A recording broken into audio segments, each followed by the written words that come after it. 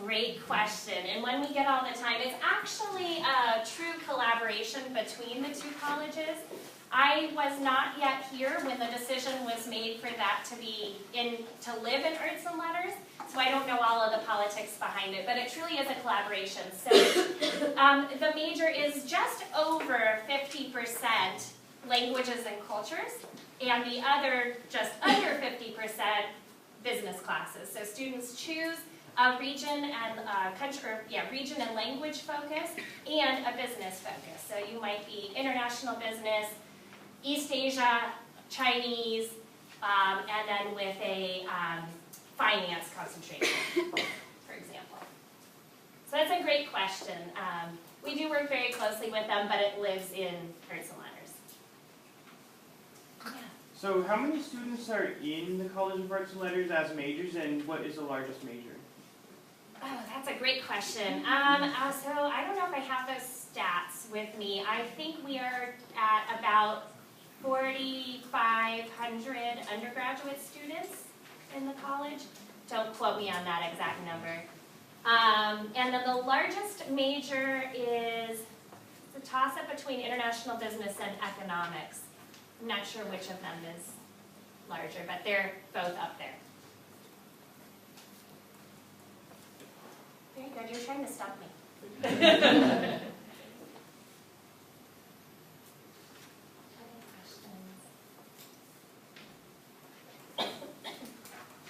I think that the hardest thing about trying to talk about the College of Arts and Letters is just the huge diversity of majors that we have, and so it's harder to put sort of, with the College of Business, that's pretty simple, even though there are different majors within it, but it's a little bit harder to talk about Arts and Letters, so I wanted to give you a way to categorize it a little bit. Yeah. If a student is really interested in coming to visit Arts and Letters, would you like us to refer them to their prospective student center to make an appointment, or would you like them to email deans to make appointments? That's a good question. We are definitely willing to take questions in my office. So again, my name is Carrie Sable. I'm the Assistant Dean for Student Affairs, and I have an advisor in the office as well, and then we have a couple of student workers. We're hoping to grow our team, and so I think in the future we'll be much more able to handle questions from prospective students. The Prospective Student Center knows that they can refer students to us with questions they can't answer.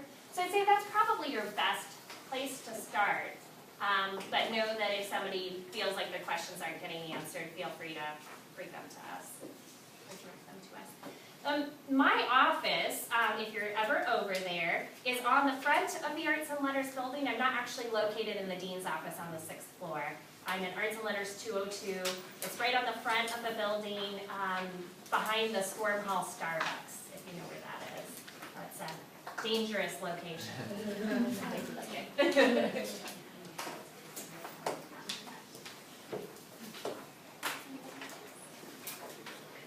What are the office hours?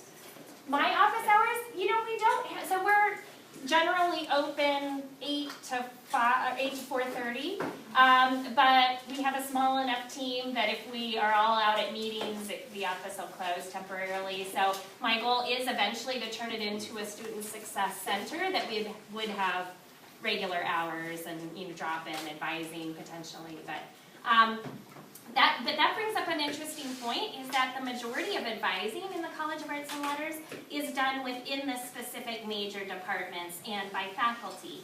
So we provide sort of supplemental advising and outreach to students when they are in academic difficulty and some other scenarios, but we're not the primary advisors in my office.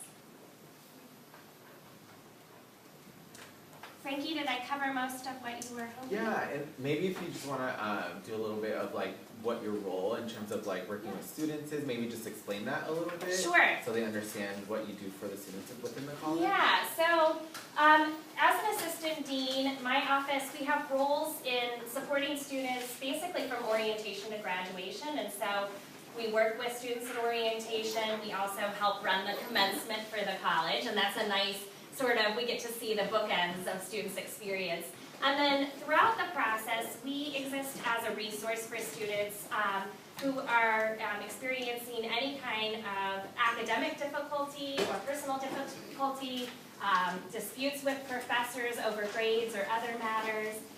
So my office is really the office that can handle any kind of student petition, but also in helping students get connected to resources across campus. So often we find when we have students petitioning for various things, we find out that we might be able to refer them to Student Disability Services or the Ombudsman's Office, or maybe even referring them back to talk with their RA, and so connecting them with resources on campus. We do a fair amount of research as well, and we also, my colleague Michelle and I serve as co-advisors for our College of Arts and Letters Council, which is the umbrella organization for all the student organizations in the college. So we get to work with student leaders as well. So we're not just seeing the students who are struggling, but also the leaders in the college.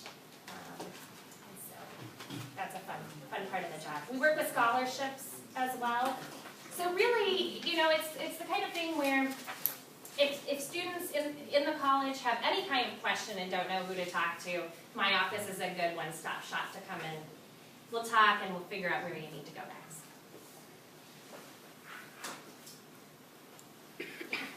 Do you have copies of the research journal in your office? Or I do. Yeah, we have one box left.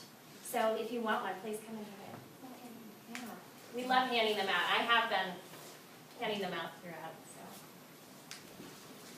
And if you're in the College of Arts and Letters and you're doing research in any of your classes or on your own or with a professor, consider submitting your work for publication in the research journal. There'll be an email that goes out, I think in December or January about submitting for publication.